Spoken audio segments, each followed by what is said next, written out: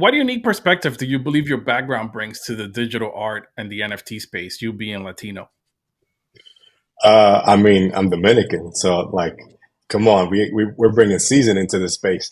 Um, so let me give you this example of like when I first started coming into the NFT space. So when I first came in, there was I believe it was an NFT Now event, and it was somewhere downtown near Baruch College. It was like 23rd Street or something like that.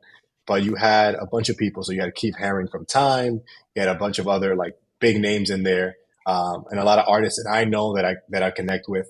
And when I go downtown, I bring a student of mine. So at the time, I was the area director for a not-for-profit organization here in Washington Heights, and helping the youth and things like that.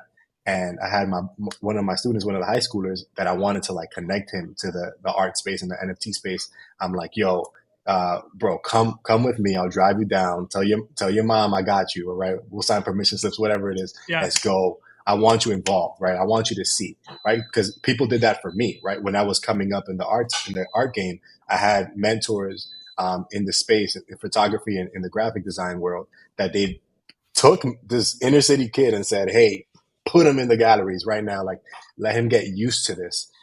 So I'm thinking the same thing. And when I go, it's predominantly white, right? It's like Yeah. 97% white, and I love my white people. But it's one of those things where I'm like, yo, like I would look at that one black person and we would like lock eyes, we give each other a head nod, that kind of stuff.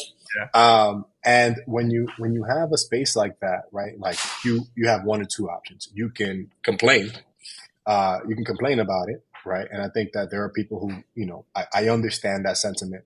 But the other choice is to say, hey, I'm gonna bring my culture and like my experience and my upbringing, and I'm gonna like celebrate that. I'm gonna put it all over it, And even if you guys go on my X account, I almost said Twitter, but on my X account, Good you'll catch. see that the Dominican flag is on my social media, right, like right next to my name.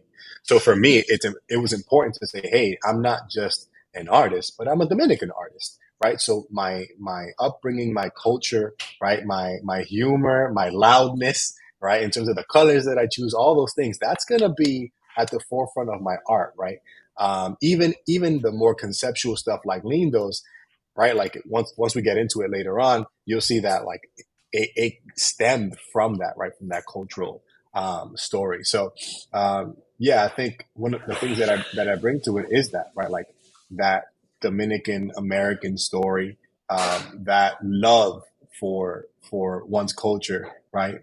That's Yeah. not, yeah, that's it's not almost a reaction to being silenced, but it's more of a celebration of what we had. And I think that that's something that has been missing, because there's always like, it always feels like there's this tension of like, hey, any art by a black artist or by a Latino artist has to be like activist in nature, or it has to be like Yeah. going against a culture or something like that, which I believe it has its place, right? Right. But to kind of pigeonhole black and brown folks, and specifically Latinos, to only that kind of art, I think does a disservice to so many people from different cultures to really hear our voices and see who we are. Yeah, I agree 100% on that. 100%.